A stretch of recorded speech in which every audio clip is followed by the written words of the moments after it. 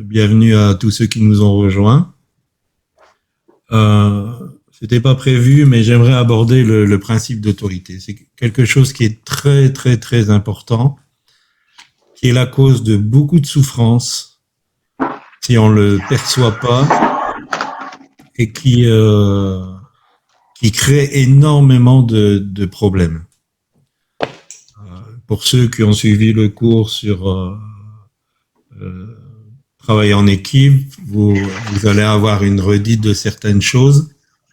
On va peut-être le pousser un peu plus. Est-ce qu'on a remarqué quand on corrige les devoirs, donc il y a la question, qu'est-ce que vous avez retenu du principe de l'autorité? Et souvent, l'étudiant part sur le leadership, le caractère du leader, sur ses compétences, sur le fait qu'il doit aider les autres à rentrer dans leur potentiel. Et sur le principe de l'autorité lui-même, beaucoup passent à côté. Alors, je pense que c'est une mentalité. Parce qu'il faut savoir que le chaos de l'univers est venu par un non-respect du principe de l'autorité. Et donc, le premier péché dans l'univers, ça a été la rébellion de Satan, qui était Lucifer et qui est devenu Satan à cause de ça. Et tout le principe de l'univers est sur un principe d'autorité. C'est Dieu qui a établi le principe d'autorité. Et quand on touche au principe d'autorité, même si on estime avoir de bonnes raisons de le faire, on touche à un principe de Dieu. Et résister au principe de l'autorité, c'est résister à Dieu lui-même. Ça, c'est ce que la parole de Dieu nous dit. Après, au niveau de la création, alors là, je vais peut-être me faire des ennemis, mais tant pis, j'y vais. Au niveau de la création de l'homme, la première création, il y avait une parité, il y avait une égalité entre l'homme et la femme. Quand la femme a été créée, c'était un vis-à-vis, c'est-à-dire une aide semblable, quelqu'un qui était sur un même plan d'égalité. Seulement, le péché a déformé tout ça. Et il y a eu des sanctions qui sont encore en application. Et même si, par le sacrifice de Jésus, nous sommes libérés de la puissance du péché, de la malédiction de la loi et tout ça, certains principes sont restés. La terre est maudite. Elle continue, malgré le sacrifice de Christ, à produire des ronces et des épines. Le travail continue à être pénible, même pour les chrétiens. Il y a une pénibilité du travail qui n'existait pas avant la chute d'Adam et Ève, qui est demeurée. Les souffrances des femmes au niveau des grossesses, au niveau des menstruations et tout ça, sont restées. Et il y a un principe qui est resté, c'est que l'homme va dominer sur la femme, ce qui n'était pas à la première création. Et donc, il y a un principe d'autorité où l'homme a une autorité sur la femme. Dieu lui-même a dit, tes désirs vont se porter vers ton mari, mais lui, il va dominer sur toi. Et les désirs, bien sûr, ça peut être le désir qui peut naître dans un couple, mais c'est aussi désirer avoir la position. Et donc, dans cette humanité qui est sous des décrets divins, on va dire, il y a des positions d'autorité. Et ces positions d'autorité ne parlent pas de la valeur d'une personne. Faut bien faire la différence. C'est pas parce qu'on est dans une position de soumission qu'on est inférieur en tant que personne. Et souvent, le principe d'autorité, c'est un principe de responsabilité. Donc, il y a un partage de responsabilité. Christ, dans son humanité, n'est pas inférieur au Père. Mais pourtant, il va dire, je ne fais que dire ce que j'ai entendu mon Père dire, je ne fais que faire ce que mon Père m'a montré de faire. Donc il y avait une soumission totale, mais ça n'a enlevé rien à sa valeur. Et malheureusement, souvent, c'est qu'on fait l'amalgame qu'une position d'autorité donne plus de valeur, c'est pas vrai, et une position de soumission donne de l'infériorité, moins de valeur, c'est pas vrai. C'est une question de responsabilité. Et donc cette responsabilité, elle est à tous les niveaux relationnels. Déjà dans la famille, donc il y a le mari qui a une autorité, une responsabilité. Il y a la femme qui est sous cette autorité, sous cette responsabilité. Et Paul, dans 1 Corinthiens 11, dit que Christ est le chef de l'homme et l'homme est le chef de sa femme. Et donc, le mot chef, c'est bien qu'il dirige. Et après, les parents ont cette autorité sur les enfants. Et la Bible encourage les enfants à être obéissants à leurs parents. Ça va même beaucoup plus loin parce que bon, dans le décalogue, il est dit de respecter son père et sa mère. Et il y a attaché une promesse afin que tu vives longtemps. Et donc, il y a des vies qui sont écourtées parce que les enfants n'ont pas le respect pour les parents. Alors, le respect pour les parents, c'est pas parce qu'on peut dire, ouais, mes parents, les miens, ils étaient extraordinaires. Hein, mais mes parents, c'était au secours. Ça veut pas dire que respecter, c'est garder la relation. Ça veut pas dire que on se soumet à eux, surtout quand on a quitté le foyer et tout ça. Et ça veut dire que on n'a pas de mépris. On n'a pas une attitude méprisante. Et la Bible, elle condamne toutes les attitudes méprisantes. Paul, quand il a été arrêté, à un moment donné, il s'est tourné vers le souverain sacrificateur et il a dit, Dieu va te frapper, muraille blanchie. Et puis quelqu'un lui a dit, mais c'est comme ça que tu parles du souverain sacrificateur. Il a dit, mais je savais pas que c'était le souverain sacrificateur parce qu'il est écrit, tu ne parleras pas du mal du chef de ton peuple. Donc parler mal des autorités du pays est un péché.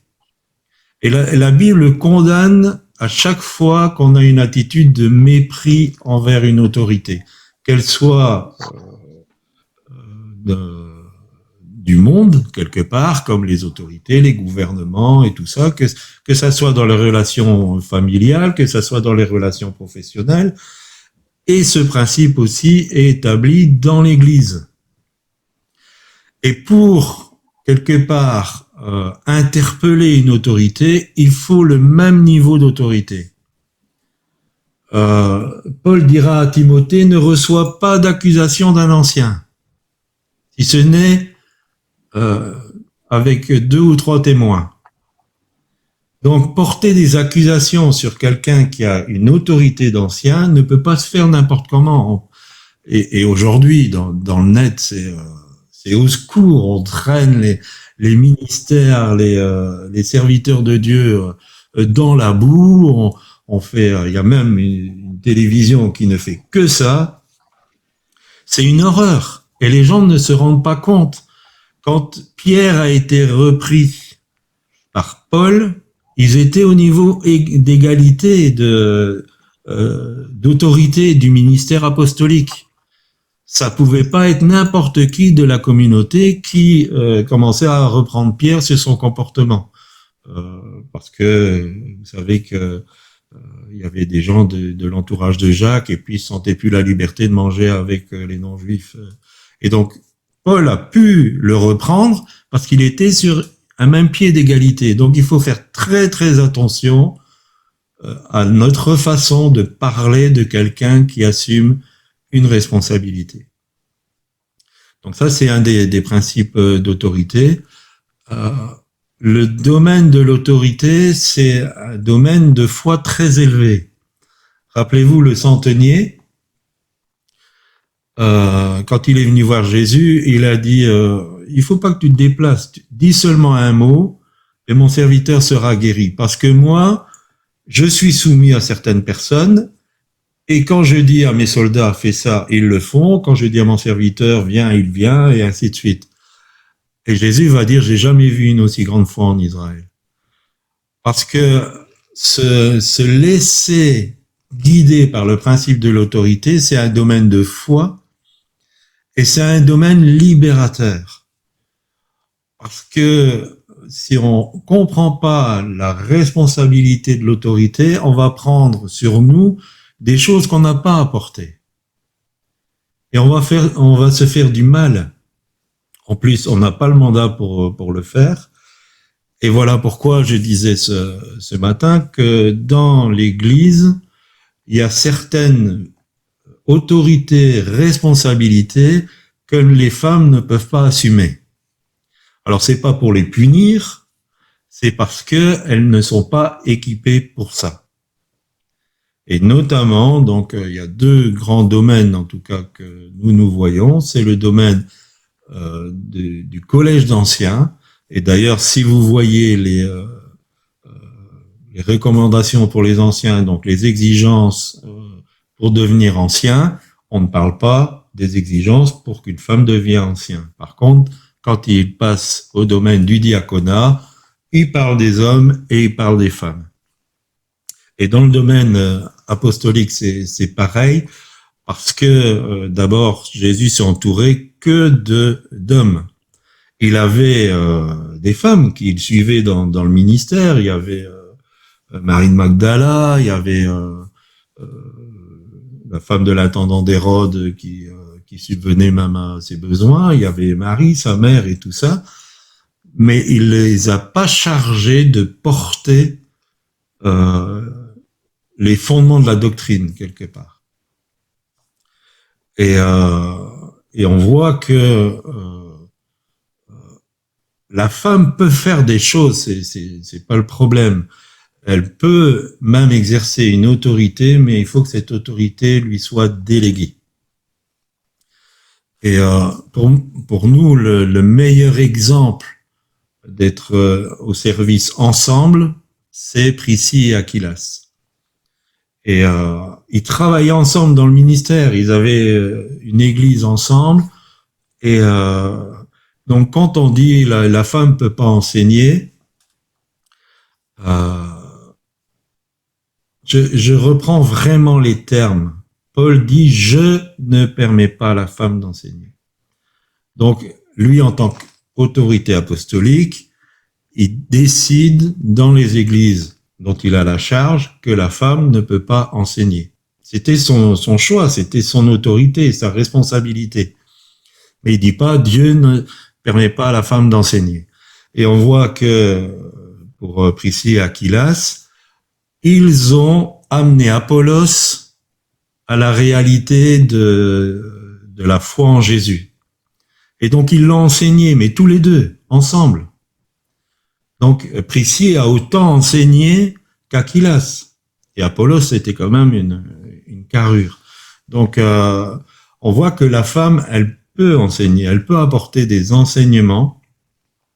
Mais par contre, Paul fait un cumul. Il dit, je ne permets pas à la femme d'enseigner et le et est cumulatif. Ça veut dire que les deux choses doivent être réunies et prendre autorité sur l'homme. Et donc la femme peut donner de l'enseignement, c'est pas un problème. Donc c'est pour ça qu'une femme peut être docteur, peut être pasteur, ça c'est pas le problème. Elle a des capacités et puis il y a des femmes qui apportent de très bons enseignements. Mais dans cet enseignement, elle ne peut pas prendre autorité sur l'homme. Sauf si cette autorité lui est déléguée. Et la meilleure délégation, c'est le mari. Si mari il y a, bien sûr. Parce que même une décision apostolique que Paul prend n'est pas dans la sphère d'autorité de la relation mari-femme. Je ne sais pas si vous comprenez ce que je veux dire. C'est-à-dire que la relation autorité du mari sur sa femme dépasse tous les ministères. Et c'est pour ça que, malheureusement, quelquefois, c'est des déviances aussi qu'on voit. On voit des pasteurs qui prennent autorité sur des femmes mariées dans leur communauté, leur demandent de faire des choses qui sont en contradiction avec l'autorité du mari. Alors, la sphère d'autorité aussi, nous devons savoir, nous, quelle est notre sphère d'autorité. Parce que toutes les sphères d'autorité humaine ont une limite. Donc personne n'est une autorité au-dessus de tout le monde. Les personnes qui disent « moi je suis sous l'autorité de Dieu, point barre », c'est pas biblique. Si on dit « moi je ne fais qu'écouter le Saint-Esprit », ce n'est pas biblique. Et vous êtes en danger. Parce que toutes les sphères d'autorité vont aussi passer par une soumission à quelque chose, ou à une personne, ou à un autre principe d'autorité. Et c'est l'équilibre que Dieu veut, et c'est protecteur. Parce que la nature humaine, si elle a une autorité qui n'est jamais contestée, va automatiquement dévier et va faire de l'abus. Et on voit qu'un ministère comme Moïse, qui était quand même une sphère d'autorité très grande, quand son beau-père va venir, il va écouter dans le respect ses conseils. Or, au niveau du ministère, Jéthro n'était rien quelque part.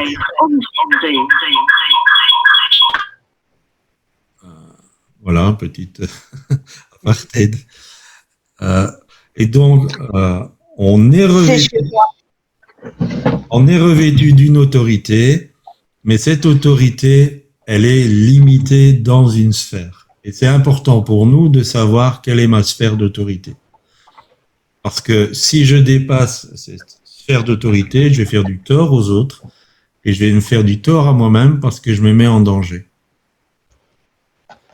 Et donc, on doit autant savoir rester dans sa sphère d'autorité et l'exercer, autant aussi se soumettre quand on sort du cadre de notre autorité.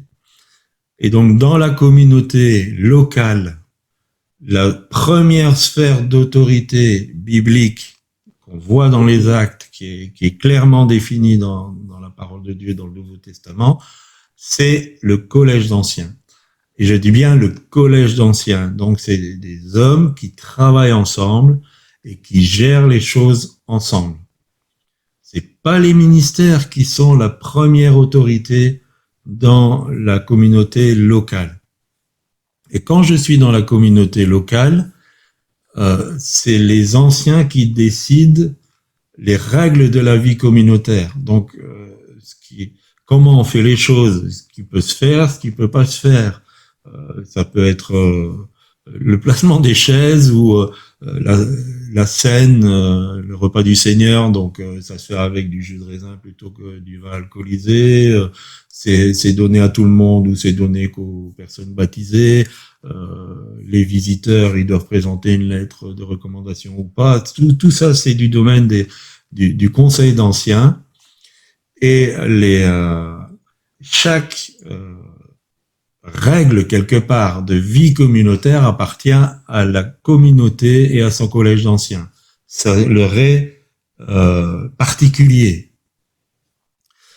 Et si un ancien dans son si le collège d'anciens a décidé telle et telle chose, si je me mets en opposition de ça, je suis en opposition avec Dieu. C'est pour ça qu'on dit que si dans une communauté on n'accepte pas le prophétique, cette dimension d'autorité, même si elle n'est pas spécialement juste, dépasse le fait de ce que Dieu a déposé dans mon cœur. Et ça, c'est très, très important. Donc, quand nous sommes dans une communauté locale, il faut respecter ce qui a été décidé au niveau du conseil d'anciens. Bien sûr, les ministères ont leur rôle à jouer, ont leur fonctionnement. Mais si on prend quelqu'un comme Paul, il recevait des questionnements, des des réactions des différentes églises qu'il avait fondées, donc des églises qu'il avait fondées. Il donnait son point de vue, il donnait des directives, mais c'était le collège d'anciens qui décidait de les suivre ou de ne pas les suivre. Et quand il sait qu'il va être arrêté, il va convoquer les anciens de l'église d'Éphèse et va dire, voilà, prenez garde aux troupeaux que Dieu vous a donnés. Parce que moi, je vais rendre compte personnellement de ce que Dieu m'a donné, de ma zone qu'il m'a donnée. Mais quand je rentre dans la zone d'autorité de quelqu'un d'autre, c'est lui qui va rendre compte. Et donc, pour en revenir à l'exemple, si un collège d'anciens n'accepte pas le prophétique dans la communauté, c'est pas moi qui vais devoir rendre compte de cette décision. C'est le collège d'anciens qui va devoir rendre compte. Parce que responsabilité veut dire aussi qu'on va devoir rendre compte. On peut sortir de sa zone d'autorité aussi quand on est ministre de Dieu et qu'on rentre dans un fonctionnement qui ne correspond pas au ministère qu'on a reçu. Nous avons connu, par exemple, un évangéliste qui a commencé à se positionner sur des points de doctrine. Il sort du domaine qui lui est réservé. Et aujourd'hui, vous avez des enseignants et des gens qui touchent à des points très pointus du domaine de la doctrine et ils n'ont pas le mandat. Et bien sûr, ça crée du trouble, ça entraîne beaucoup de personnes. C'est pour ça, quand vous écoutez un message sur la parole de Dieu et tout ça, essayez de savoir c'est qui me dit ça. C'est qui m'apporte ça. Est-ce qu'il est vraiment dans sa zone d'autorité? Et qu'on ne se permette jamais de mépriser quelle que soit l'autorité. Même si ça passe par des êtres humains qui font des erreurs et tout ça, faisons très très attention à notre façon de parler. J'ai connu un couple qui s'était converti et ils ont commencé à médire sur un ministère. Un ministère qui avait vraiment reçu quelque chose de Dieu. Ils m'ont appelé, ils étaient tous les deux en pleurs, ils étaient retombés dans leurs vieux péchés. Et ils n'arrivaient pas à s'en sortir. Et ils pleuraient, donc j'ai essayé de leur expliquer, mais ils n'arrivaient même plus à se repentir. Ils étaient dans le remords, mais ils étaient devenus incapables de se repentir. Donc il faut faire très très très attention à comment nous faisons les choses. Et puis ils se sont complètement perdus dans le monde. Ils sont retournés dans le monde comme ils étaient avant.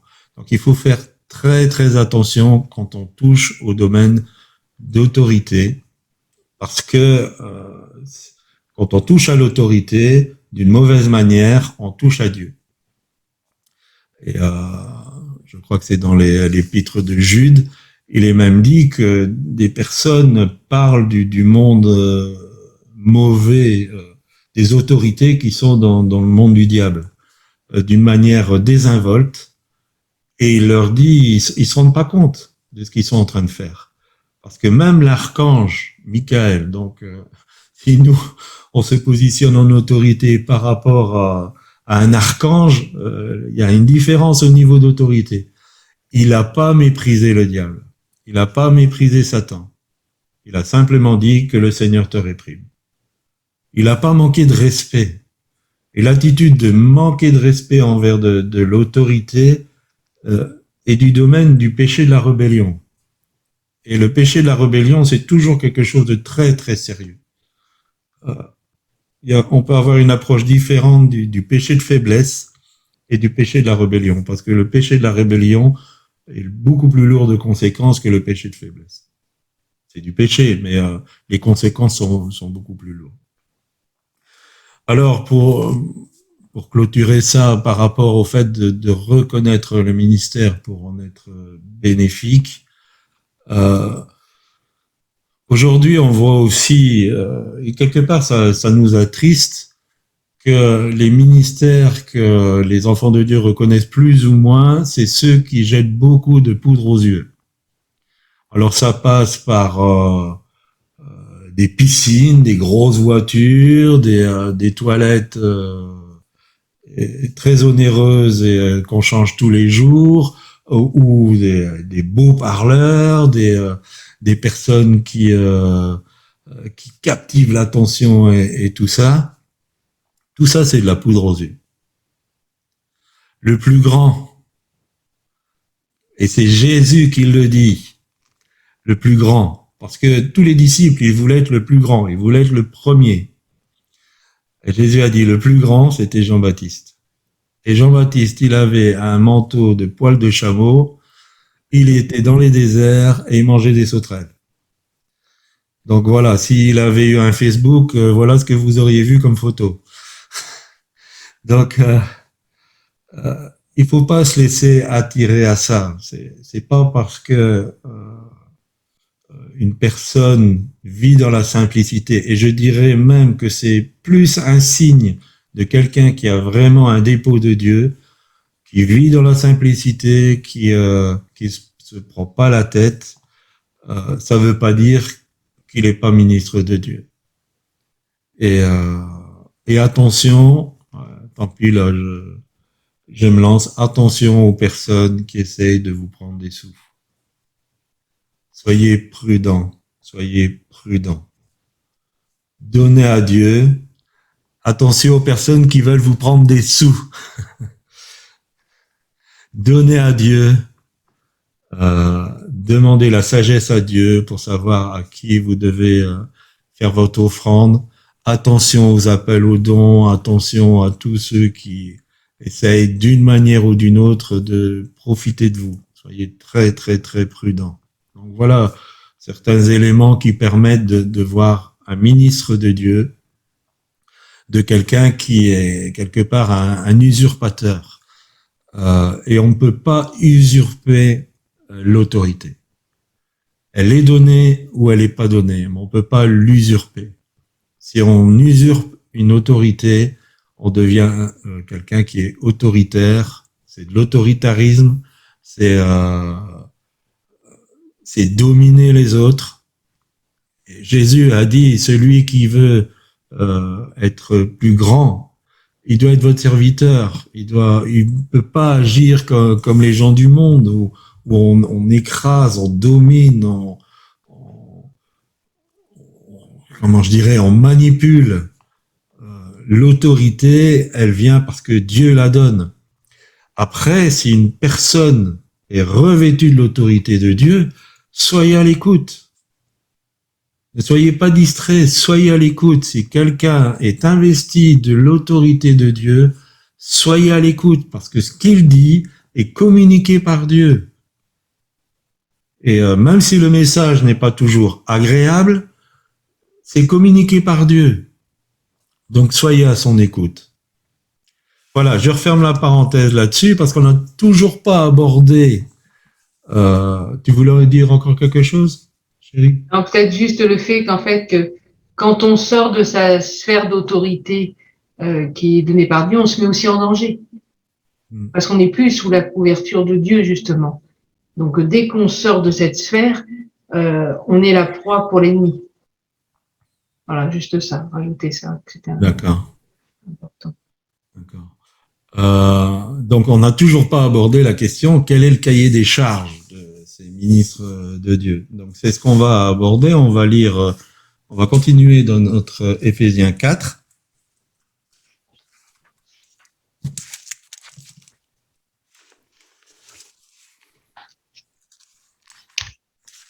Et on va aller doucement. Donc, Éphésiens 4. Donc, on a lu qu'il a donné les uns comme apôtres, prophètes, évangélistes, pasteurs et docteurs pour le perfectionnement des saints. Voilà donc le premier point du cahier des charges du ministre de Dieu. Perfectionner les saints. Alors, comment on perfectionne les saints? Eh bien, il faut comprendre que le service global du corps de Christ, se fait par tout le corps. C'est une déformation de ce qui s'est passé dans l'histoire de l'Église qui fait que aujourd'hui, on envisage le service d'une manière globale par des personnes, une élite, par même des professionnels, on va dire. Le ministère, donc le service de l'Église, et ce service, pour être très très court, concerne deux domaines, parce que Dieu cherche des adorateurs et il cherche des perdus. Donc ça, c'est grosso modo le service du corps de Christ se fait par tout le corps. Et donc, les ministres de Dieu sont là pour perfectionner les membres du corps pour accomplir le service. Donc, ils sont pas là pour tout faire. Ils sont pas là pour faire les choses à la place des membres. Quand on a une communauté où c'est des professionnels qui font le service de Dieu, on a des consommateurs qui deviennent des brebis très grasses, qui sont, ils n'arrivent même plus à se bouger. C'est pas ça. Tout ce que le ministre de Dieu va apporter, c'est pour que l'ensemble du corps puisse accomplir le ministère, le service. Mais on verra peut-être ça un peu plus en détail dans la troisième session. Donc, la première communication de l'équipement des saints, c'est l'enseignement. On voit dès la première église, acte 2, 42, que l'église naissante persévérait dans l'enseignement des apôtres. Et l'enseignement des apôtres, c'était ce que Matthieu 28, 20 nous dit, enseignez-leur tout ce que je vous ai prescrit. C'est Christ qui a donné cette recommandation, ce mandat à ses apôtres. Et c'est ce que ces apôtres ont fait dès la première fondation de l'église de Jérusalem.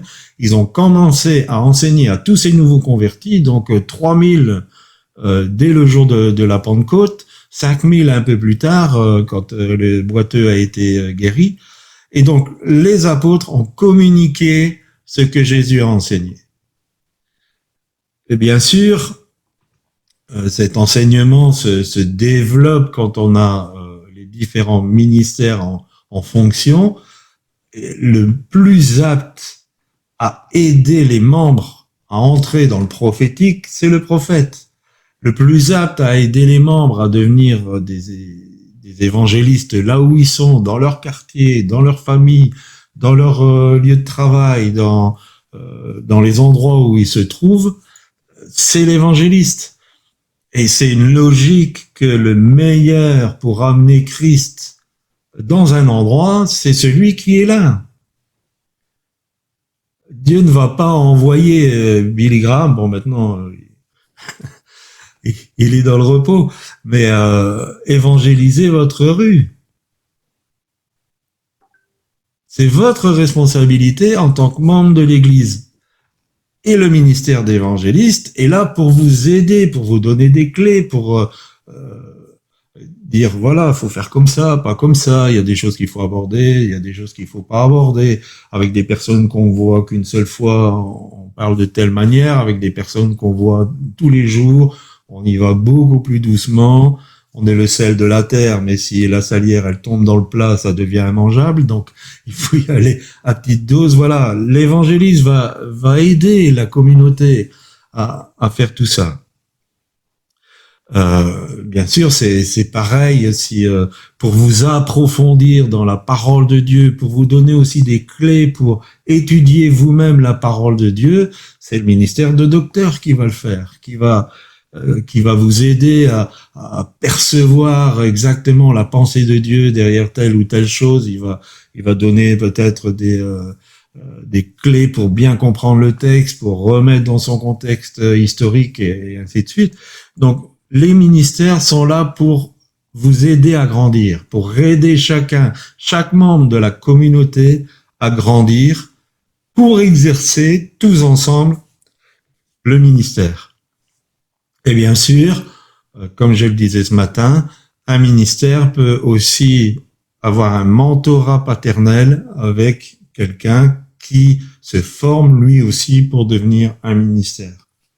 Donc là, on spécifie quelqu'un dans un domaine particulier de l'appel. Et c'est la meilleure des formations, c'est d'être formé par un ministère aguerri qui vous forme dans ce que Dieu vous appelle de faire. Donc le premier point du cahier des charges, c'est d'équiper les saints. La grosse erreur souvent qui est commise, c'est que on donne du fast-food. Les prédications, les enseignements, c'est du fast-food, c'est du tout cuit. On n'aide pas la personne à commencer à cuisiner elle-même. Et je ne sais pas si vous vous rappelez ce slogan, donne du poisson à quelqu'un, tu vas le nourrir un jour, apprends-le à pêcher et tu vas le nourrir tous les jours de sa vie. Eh bien, c'est exactement ça. Si dans notre partage de l'enseignement, nous n'envisageons que de nourrir les personnes de la communauté que pour un jour, on n'a pas fait ce qui est dans le cahier des charges. Mais si on apprend les personnes à se nourrir elles-mêmes, et comme je le disais dans une prédication récente, si on apprend à faites tout ce qu'il vous dira, si on apprend les gens à faire ce que Jésus leur dit, apprendre à ce qu'ils écoutent et entendent la voix de Dieu, qu'ils la comprennent, et qu'après, ce que Dieu leur a dit, de le mettre en pratique, on les apprend à pécher. Et c'est dans le cahier des charges. Nous devons viser l'excellence pour les personnes qui sont sous notre charge. Et s'ils nous dépassent, alléluia! Mais souvent, qu'est-ce qui retient? Mais on a peur de perdre sa place. On a peur que quelqu'un devienne meilleur que nous. Or, ce serait le plus beau des résultats que quelqu'un que nous avons enseigné devienne meilleur que nous. Et voilà pourquoi l'Église est si pauvre. Parce que ça ressemble plus au repas des démunis que d'amener les gens à gagner leur vie. Donc, dans l'enseignement, partageons des choses qui vont permettre à notre auditoire de grandir et qui deviennent eux-mêmes excellents dans la présence de Dieu. On continue notre lecture, deuxième partie.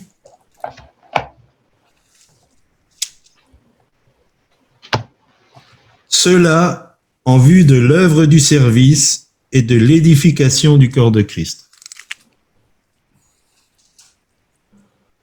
Donc, comme je le disais, c'est un peu un récapitulatif de ce que je disais, le ministère est l'affaire du corps tout entier.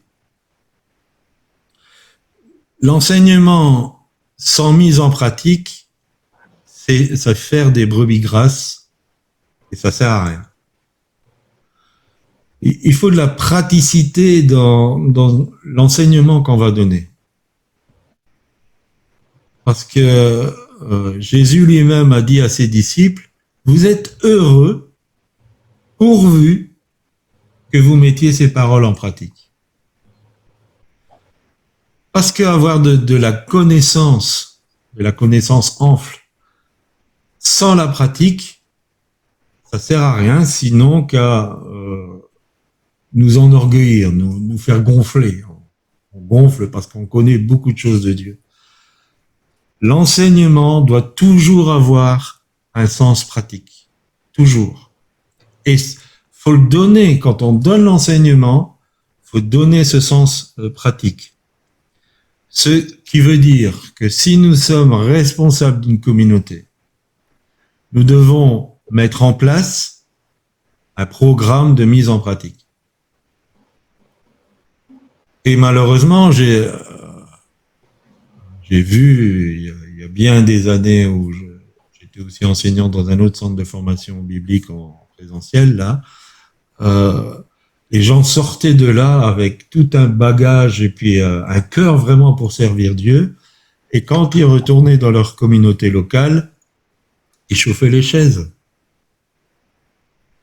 Alors, c'était une perte pour eux, parce que ils devenaient complètement engourdis et endormis, et c'était une perte pour la communauté, parce qu'ils avaient vraiment un potentiel. Et donc, c'est un aspect du ministère prophétique de discerner les potentiels. Mais il suffit pas de discerner les potentiels, il faut mettre un programme de mise en pratique. C'est bien beau de voir, toi, tu as telle qualité, tu as tel talent et tout ça, mais après, il faut l'aider. Quelquefois, on est surpris, je prends un exemple, ma chérie. On était dans une réunion.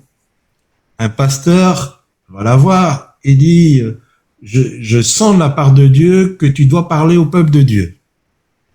Amen, alléluia.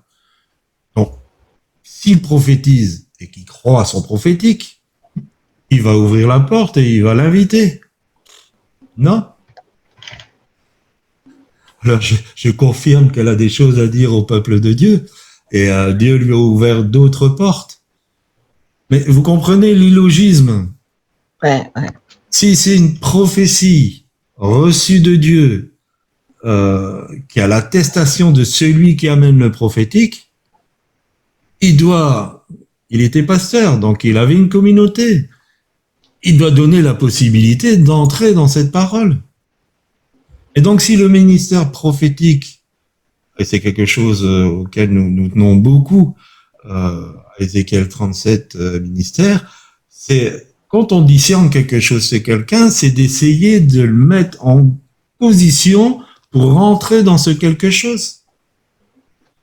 Alors, on est quelquefois casse-pied parce que on discerne une valeur et quelquefois la personne, parce qu'elle est hésitante, parce que elle n'est pas trop sûre d'elle, parce que elle se sent trop occupée ou des choses comme ça, elle freine, elle résiste. Donc on est un peu casse-pied parce qu'on dit non, on sait que tu as une valeur, il faut la mettre en valeur dans le royaume de Dieu.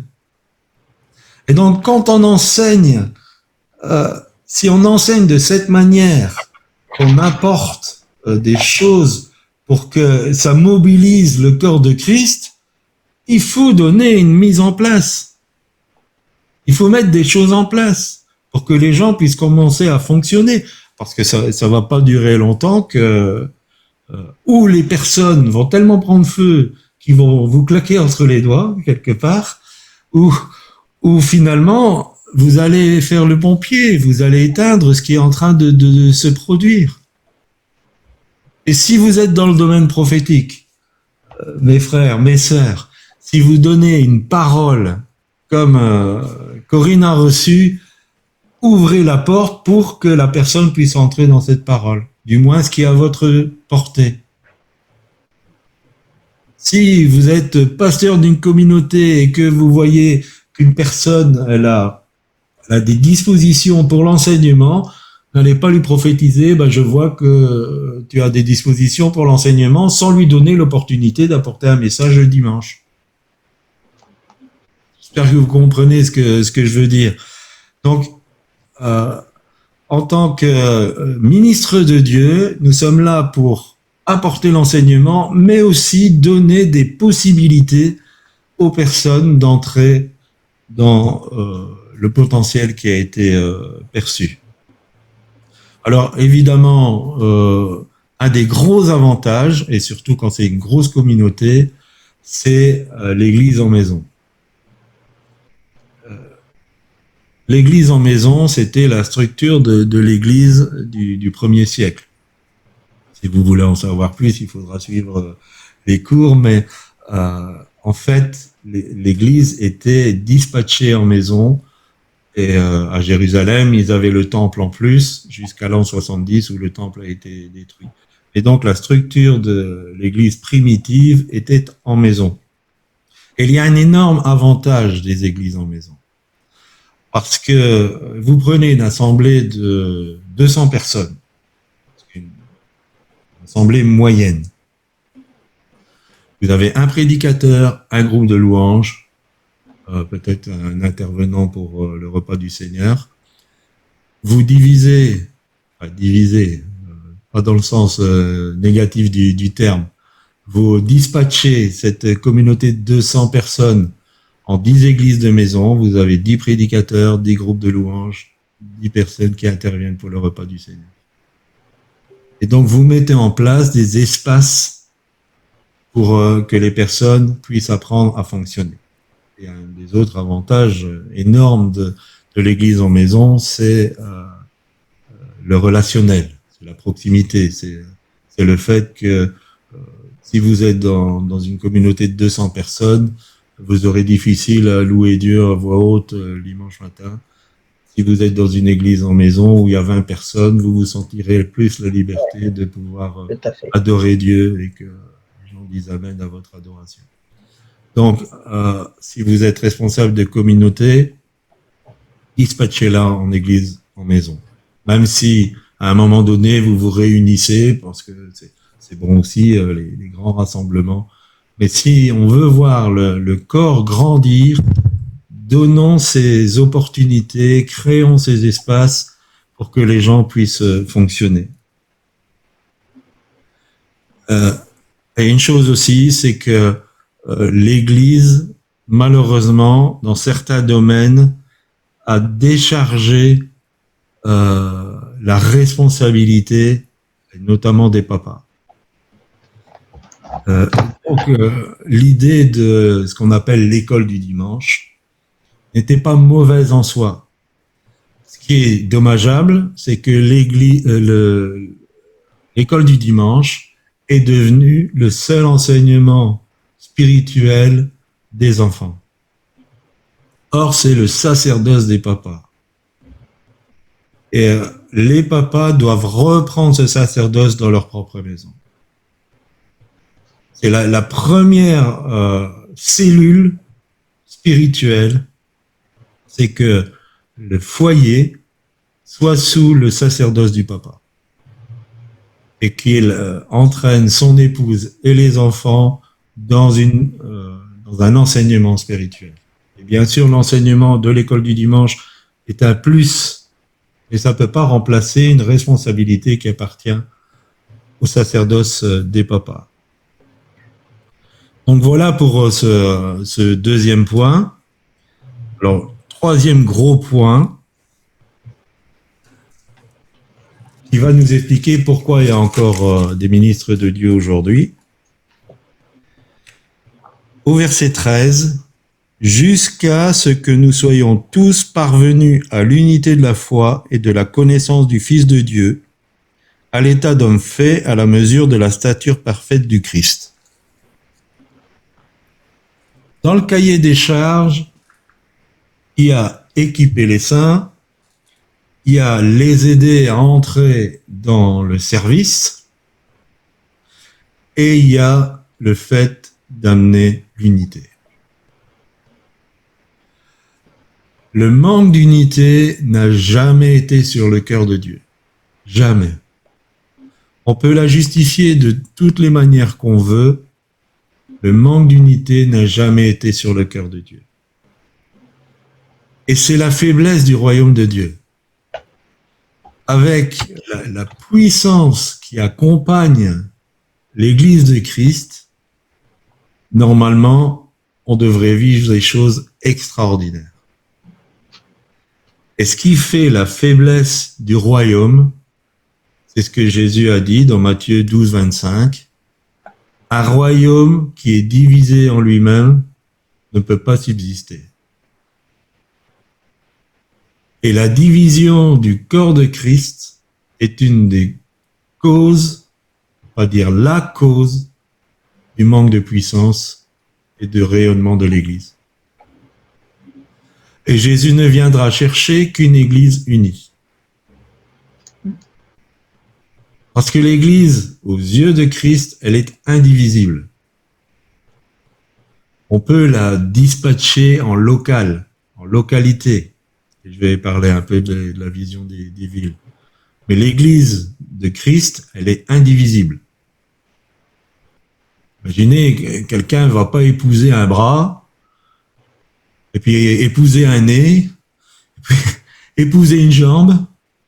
Il épouse une épouse complète. Et donc l'Église est indivisible pour Christ. Jean 17, 22, Jésus, dans sa prière sacerdotale, dira « Je leur ai donné ma gloire pour qu'ils soient un. » Je leur ai donné ma gloire. Imaginez, la gloire de Christ, il nous l'a déjà donnée. Pour quel but? Pour que nous soyons unis. Pour qu'on soit un. Pourquoi l'Église, elle manque de gloire? Parce qu'elle n'est pas unie.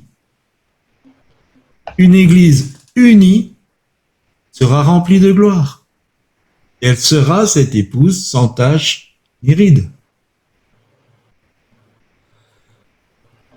« 1 Corinthiens, chapitre 1er, verset 13, nous lance une sacrée question. C'est Paul qui nous dit ça. Christ est-il divisé? Alors je nous pose la question, Christ est-il divisé? Alors vous allez me dire, bien sûr que non. Alors pourquoi veut-on diviser son corps? Pourquoi? Christ n'est pas divisé. Et Paul lance cette question dans l'église de Corinthe. Pourquoi? Parce que dans l'église de Corinthe, il y avait des partis. Et ces partis, excusez-moi de l'expression, étaient fondés sur des doctrines. On avait le parti de Pierre, on avait le parti d'Apollos, on avait le parti de Paul, on avait le parti de Christ. Un groupe de personnes se séparait, se divisait des autres parce qu'il adhérait à une doctrine par rapport à une autre ou à un ministère par rapport à un autre. Et Paul va remettre l'Église au milieu du village parce que même s'il avait son parti, il n'a pas pris parti pour son parti. Merci Fabrice. Il n'a pas pris parti pour son parti. Il a pris parti pour l'unité. Il a dit, vous êtes charnels, c'est la chair qui fait qu'il y a des partis de doctrine, qu'il y a des partis de ministère. Et quelquefois, les ministres de Dieu se tirent dans les pattes les uns des autres et essayent de s'humilier, se détruire l'un l'autre. Et c'est ce qui fait la faiblesse de l'Église. Et Paul, il va remettre l'Église au milieu du village en disant, mais est-ce que j'ai été crucifié pour vous? Est-ce que c'est en mon nom que vous avez été baptisés? C'est au nom de Christ. C'est lui qui est mort, qui a donné sa vie, qui a été crucifié pour vous. Et donc le point central de ce qui du fait de ne pas être divisé, il faut remettre Christ au centre. Si nous avons Christ, si nous avons la doctrine de Christ, nous pouvons être unis. Même si on voit différemment sur certaines choses et d'autres, c'est secondaire. Ne sacrifions pas le bénéfice de l'unité pour des choses secondaires. Alors vous allez peut-être dire, ouais, mais celui qui n'accepte pas de parler en langue, c'est pas une chose secondaire. Revenez à la priorité. Revenez à la priorité, c'est Christ. Christ, Fils de Dieu, mort sur la croix. Son sang nous lave de nos péchés. Il nous ouvre accès au salut et il est ressuscité. Si on est d'accord avec ça, nous sommes unis. Nous sommes membres du corps de Christ. Ouais. Alors bien sûr, cette unité, elle ne peut se partager que si on commence à avoir une collégialité des 5 ministres de Dieu. Si les 5 ministres de Dieu commencent à travailler ensemble, on parle bien de collégialité. On ne parle pas de subordination. On ne parle pas de quelqu'un qui travaille sous les ordres de quelqu'un d'autre. Mais on parle d'un partage communautaire, collégial des 5 ministres de Dieu. Et si les 5 ministres de Dieu commencent à se réunir, à partager dans un respect collégial, un respect de l'autre, on va commencer à créer l'unité. Et c'est ce que j'appelle le quintet. Quand vous chantez tout seul, vous pouvez faire un peu ce que vous voulez. Si vous faites un duo, il faut déjà que la personne qui vous accompagne chante la même chanson. Ça, c'est la première des choses. Et qu'il chante dans le même rythme que vous. Et ensuite, il peut faire des deuxièmes voix. Mais quand on fait les mixages, si on fait un duo, il faut pas qu'il y ait une voix qui écrase l'autre. Sinon, c'est pas vraiment un duo. Alors, quand on met 5 voix ensemble, on arrive à des choses extraordinaires au niveau musical. Et au niveau des 5 ministres de Dieu, s'ils commencent à travailler ensemble, si on commence à trouver des équipes de quintettes, il y a des choses extraordinaires qui vont se passer. Parce qu'il y a une multiplicité. 1 plus 1, ça fait pas 2 pour Dieu. 1 plus 1, ça fait 100. 1 plus 1 plus 1, ça fait 10 000. Dans la mathématique de Dieu, c'est un exposant, c'est pas de l'addition basique terrestre. Et donc, si 5 ministères se mettent ensemble, ça va décupler, millupler, j'invente des nouveaux mots. Mais pour ça, il faut savoir travailler en collégialité et pas quelqu'un qui veut être le chef et puis les autres travaillent sous ses ordres. Parce que ça fonctionnera pas comme ça. Et un jour, j'étais en équipe de ministère et j'ai reçu cette parole. Ce n'est pas au menuisier à dire à l'ébéniste comment faire son meuble. Hein? Je répète, ce n'est pas au menuisier à dire à l'ébéniste comment faire son meuble. Tous les deux travaillent le bois, mais à des niveaux différents. Et c'est pas parce qu'on travaille le bois qu'on doit commencer à imposer sa façon de voir à quelqu'un qui est ébéniste. Ramenez ça maintenant au niveau des ministères.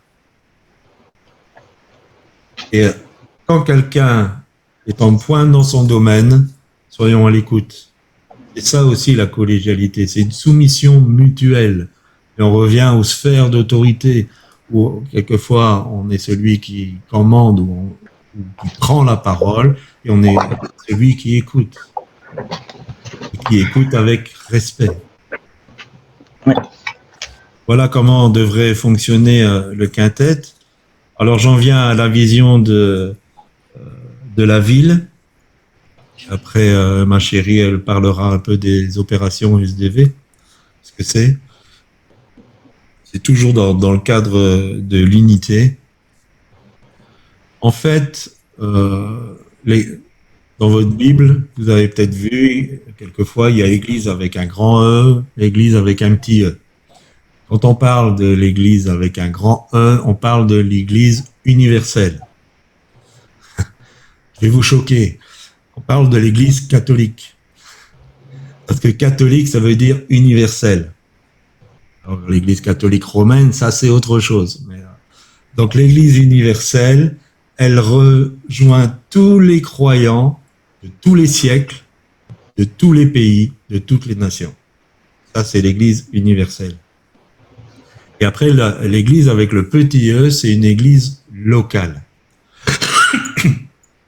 Et c'est la seule division acceptable.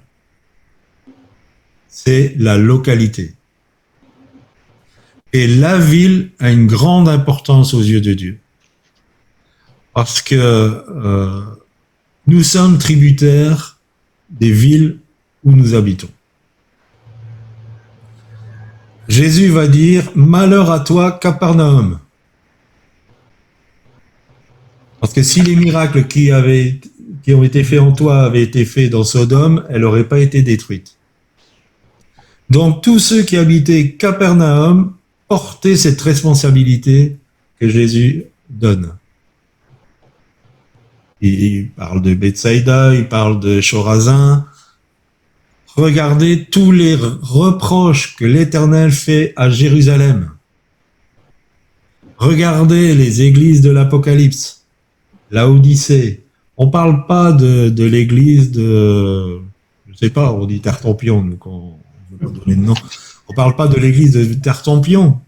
On parle de l'église d'Éphèse. On parle de l'église de Smyrne, de Philadelphie. Nous sommes, en tant que corps de Christ, comment je dirais, collés à la destinée de la ville où on habite. Jérémie dira aux Juifs qui ont été déportés, priez pour la ville, parce que votre bonheur dépend du sien. Priez pour la ville. Et donc, nous avons besoin de voir le corps de Christ qui est dans notre ville. Et ce corps de Christ est peut-être disséminé dans différentes dénominations chrétiennes.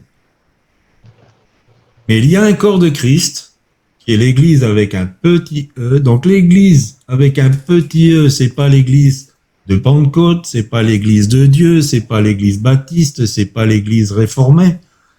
L'Église avec un petit E, c'est tous les membres qui ont Christ au centre et qui sont dans l'Église baptiste, pentecôtiste, l'Église de Dieu, l'Église réformée, tout ça, qui sont dans une ville, qui sont à Abidjan, qui sont à Poitiers pour nous, qui sont à Paris, qui sont à Bordeaux, qui sont à Brazzaville, qui sont à Beijing, en Chine.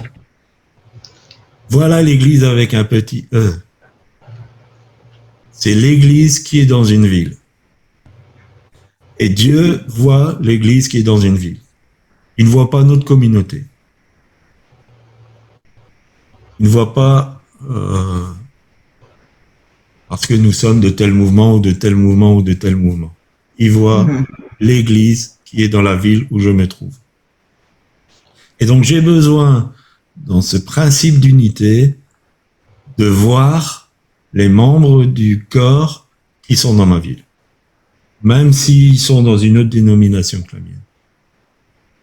J'ai besoin de les reconnaître aussi et de pouvoir commencer à travailler à l'unité. Et on en arrive aux opérations SDV, que Corinne va expliquer, qui est une démarche pour entrer dans cette unité du corps de Christ d'une ville. En fait, dans la parole, justement, dans Ézéchiel, il nous est dit, au chapitre 37, donc verset 7, « Je prophétisais selon l'ordre que j'avais reçu, et comme je prophétisais, il y eut un bruit, et voici, il se fit un mouvement, et les eaux s'approchèrent les uns des autres. » Et donc après cet épisode où les eaux se sont rapprochées, eh bien la chair elle crut, donc il nous expliquait tout ce qui s'est passé, l'esprit a soufflé et c'est devenu une armée nombreuse, très nombreuse. Nous trouvons dommage que les gens souvent se rassemblent sans se poser de questions quand il y a persécution. Et nous croyons qu'il n'est pas nécessaire d'attendre d'être persécuté pour décider d'enfin de nous unir. Alors, qu'est-ce que l'opération souffle de vie? C'est d'abord, avant tout, un rendez-vous avec Dieu. On va chercher ensemble, toute personne qui le souhaite va chercher avec nous la face de Dieu. Alors, il ne s'agit pas de faire de l'œcuménisme. Il ne s'agit pas de faire un mix de tout un tas de choses, mais de se placer ensemble autour de la croix. C'est ça qui est le important. Je crois pas, nous ne croyons pas au fait de mélanger le bouddhisme, les musulmans, tout le monde, on fait une grande soupe et puis tout le monde marche ensemble, non. Mais de tous les chrétiens de la ville, tous les enfants de Dieu, ayant reconnu donc Jésus-Christ comme leur sauveur et Seigneur, se rassemblent pour se placer devant Dieu. Pourquoi? Parce que pendant ces temps de rapprochement les uns des autres, l'Esprit de Dieu, d'une part, va souffler. Et on a vu des choses se produire vraiment incroyables. Des gens déjà vont reprendre feu. Des dons vont se manifester, tantôt par l'un, tantôt par l'autre.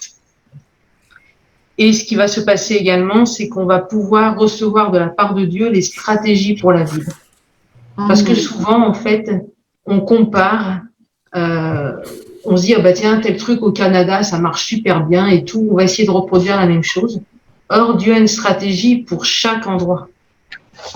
Et il nous appartient de recevoir la stratégie que Dieu a pour l'endroit où il nous a placés.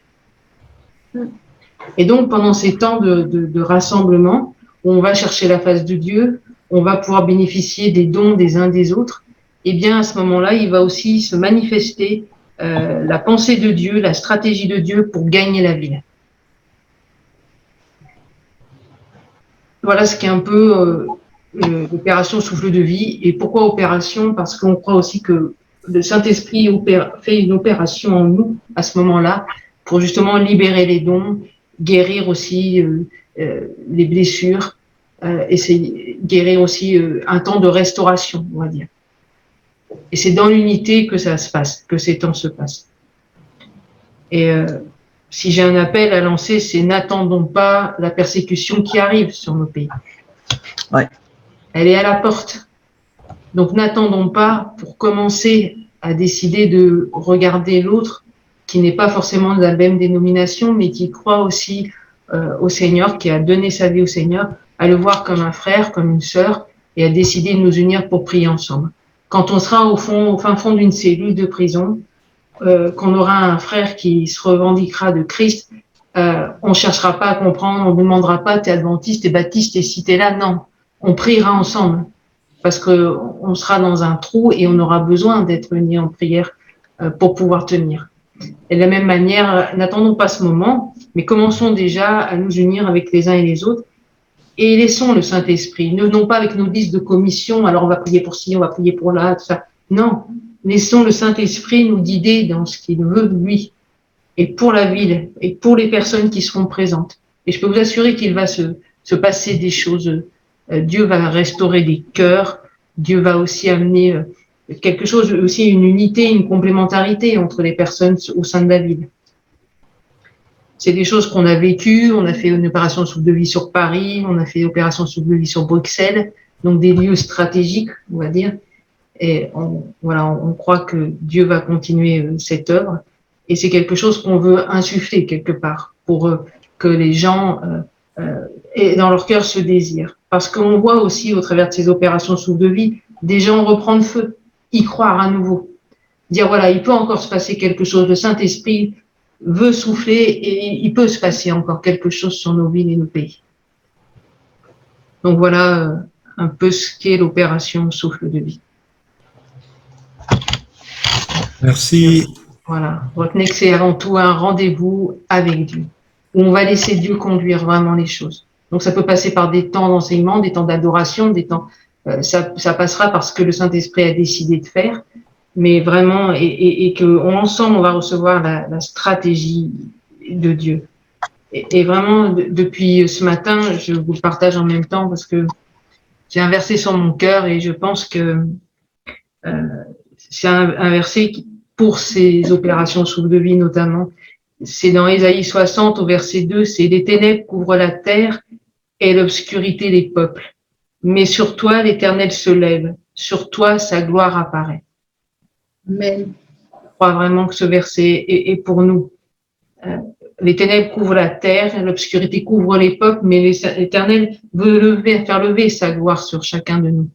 Et je pense que ça peut être un des moyens, en tout cas, ces opérations souffle de vie pour que la gloire de Dieu se manifeste.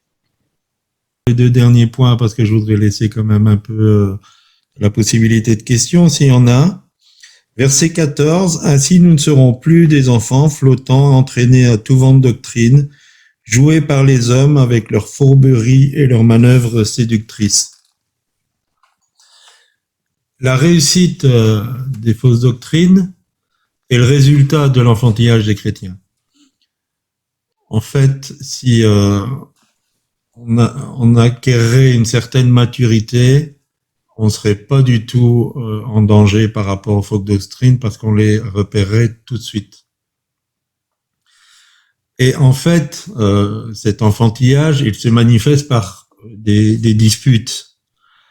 Alors, des disputes autour de la doctrine, et même si elle est biblique, sont quelque part le résultat de la chair. Galates 5, 20, verset 20 nous parle notamment des disputes, des querelles qui sont des œuvres de la chair, et il parle aussi des sectes. Et le terme secte veut dire division ou dissension survenant de la diversité des opinions et objectifs. Donc, le problème, c'est pas qu'on peut avoir des orientations différentes sur une compréhension de la parole de Dieu.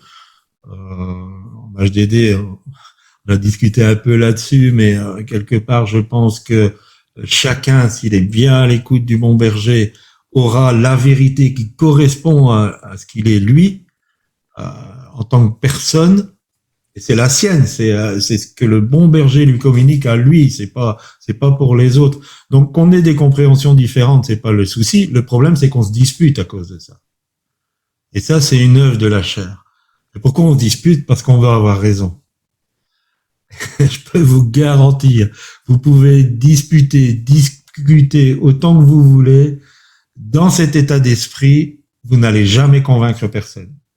Vous allez vous faire du tort, vous allez faire du tort aux autres, mais vous n'allez jamais changer les choses d'un seul iota. Alors bien sûr, on peut partager. Il y a des choses de la doctrine où le centre est remplacé. Il y a certaines doctrines qui circulent où c'est encore sous le nom de Jésus, mais le centre est déplacé. Ce qui est au centre, c'est le moi. C'est la réussite personnelle, c'est toutes les clés pour avoir une vie de patachon, on dit sur la terre. Donc le centre est déplacé. Et ça, il faut en parler. Il faut pas dire on va pas se disputer et tout ça. Non, il faut se positionner, être clair. Ce sont des choses qui sont pas bonnes. Mais se disputer sur des doctrines, c'est une œuvre de la chair et il faut abandonner ça. Même si on a des convictions, gardons-les. Prenons le temps peut-être de partager. En tout cas, au niveau des réunions des hommes, c'est ce qu'on essaye de faire. Et tirons-en un profit. Et ça nous permet aussi de discuter en adulte sans qu'on commence à devenir tout rouge et puis à se rouler par terre en tapant du poing parce que on veut avoir raison. Donc c'est très formateur quelquefois. Nous sommes prévenus, la prolifération se fera de plus en plus grande. C'est 2 Timothée 4.3 qui nous dit ça. Il y aura une prolifération des fausses doctrines. Pourquoi? Parce que les gens ne supporteront plus ce qui est vrai. Ils vont plus le supporter. Et ils vont se nommer des personnes qui disent les choses qu'ils ont envie d'entendre. Et c'est exactement ce qui s'est passé du temps de Jérémie avant la déportation. Jérémie avait un discours mal vu. Il était combattu. On a essayé de le détruire. Et par contre, tous ceux qui annonçaient la prospérité, la richesse, des temps heureux, du soleil, le Club Med et tout ça, ceux-là, ils avaient des bonnes positions et ils étaient écoutés et tout le monde courait après eux. Donc, aussi une chose pour percevoir un bon ministre de Dieu, c'est pas spécialement parce qu'il y a beaucoup de personnes qui le suivent. C'est pas parce qu'il a 5000 likes sur son Facebook que c'est un bon ministre de Dieu. Ça n'a rien à voir. Et bien souvent, celui qui veut plaire au Seigneur, et c'était le verset qu'on a reçu ce matin, si je cherchais encore à plaire aux hommes, je ne serais pas serviteur de Dieu. Donc, voilà, le ton est mis. Et souvent, si on est un ministre de Dieu qui veut être honnête et faire ce que Dieu demande, le discours ne sera pas toujours spécialement dans le courant et puis agréable. Et enfin, le verset suivant nous dit de professer la vérité dans l'amour. Et donc, la vérité et l'amour sont indissociables. Si on veut vivre dans la vérité, il faut vivre dans l'amour. Donc, pas question de dire, ah bah, celui-là, je vais lui dire ces 4 vérités. Parce que ça veut dire qu'on va dire des vérités qui ne sont pas dans l'amour. La croissance se fait sous l'égide de Christ. Si tous sont connectés à Christ, l'unité est non seulement possible, mais ça devient une conséquence sine qua non. Puisque Christ n'est pas divisé, si nous sommes tous connectés à Christ, il n'y aura plus de division. Voilà, je me tais là. Si vous avez des questions, c'est le moment.